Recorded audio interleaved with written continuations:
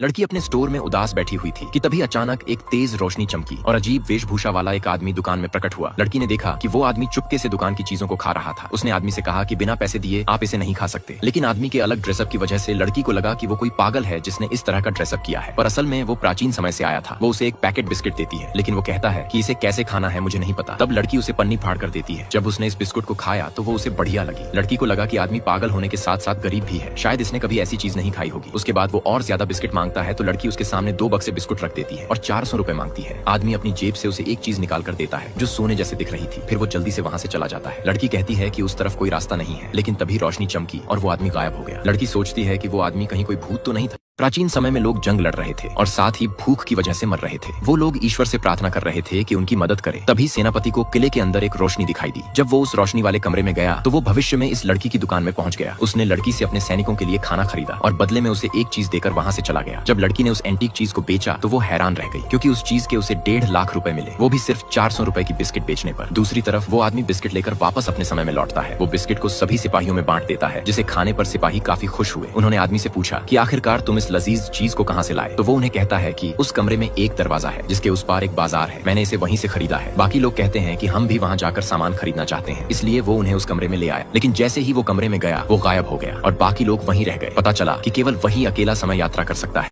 वो आदमी इस कमरे में प्रवेश करते ही गायब हो जाता है। वो प्राचीन काल से वर्तमान में इस लड़की की दुकान में पहुंच गया, लेकिन उसने देखा कि उसके दोस्त जो उसके पीछे थे अब तक नहीं आए। तो वो वापस गया और उन्हें अपने साथ चलने को कहा, लेकिन फिर से वो अकेला ही वहां पहुंच पाया। उसे एहसास हो गया कि यहाँ केवल वही आ जा सकता है। लड़की उसे देखकर काफी खुश हुई, क्योंकि उसके लिए तो वो एक फायदेमंद ग्राहक था, पर उसे पता नहीं था वो कहाँ से आता है। और आदमी के लिए वो लड़की एक चमत्कारिक दरवाजे के पीछे रहने वाली परी थी। इस बार आदमी उसके पास 1 लाख पानी की बोतल, 5000 बिस्किट के बक्से और 10,000 चावल की बोरियां मांगता है। इतने बड़े ऑर्डर से लड़की को बड़ा फायदा होने वाला था। पर वो आदमी से पूछती है कि क्या ये खाना तुम अकेले खाने वाले हो? आदमी कहता है, मैं कोई भूत थोड़ी हूँ जो अकेला सब खा लूंगा। मैं ये खाना अपने 3000 सिपाहियों और राज्य के 80,000 लोगों के लिए किए जा रहा हूँ। लड़की कहती है, इस जमाने में कौन सी लड़ाई और कौन से सिपाही? पर आदमी कहता है कि वो 10वीं सदी के लिंगू साम्राज्य से आया है। जल्द ही दुश्मन का 3 लाख सैनिकों का लश्कर उन पर हमला करने वाला है। पर लड़की को आदमी की बातों पर अभी भी विश्वास नहीं। ये आदमी रहस्यमय तरीके से इस लड़की की दुकान में आता है और उससे रोज चीजें खरीद कर वापस अपने समय में चला जाता है। पर लड़की को लगता है कि वो कोई भूत है जो अचानक आता है और अचानक चला भी जाता है। वो उससे सामान खरीदता और बदले में उसे सोने की मुद्राएं दे जाता। एक दिन वो उसे कहता है कि हमारे लोगों के लिए खाने पीने की पर्याप्त चीजें तो मिल गई, लेकिन हमारे सिपाहियों के पास लड़ने के लिए अच्छे हथियार नहीं है। क्या तुम हमारे लिए तलवारें और कवच का इंतजाम कर सकती हो? लड़की कहती है कि उसके लिए तो और भी ज्यादा पैसे लग सकते हैं। तो आदमी उसे अपने खानदान की निशानी अपना कीमती लॉकेट दे देता है। पर लड़की को तो उसकी बातें बेकार लगती थी। फिर जब वो सोने की मुद्रा को बेचने जाती है तो उसे उसके 5 लाख मिले। वहाँ उसने टीवी पर न्यूज देखी कि 500 साल पुराने युदान साम्राज्य के अस्तित्व बारे में पता चला है। तभी लड़की को याद आया कि वो आदमी भी युदान साम्राज्य के बारे में बात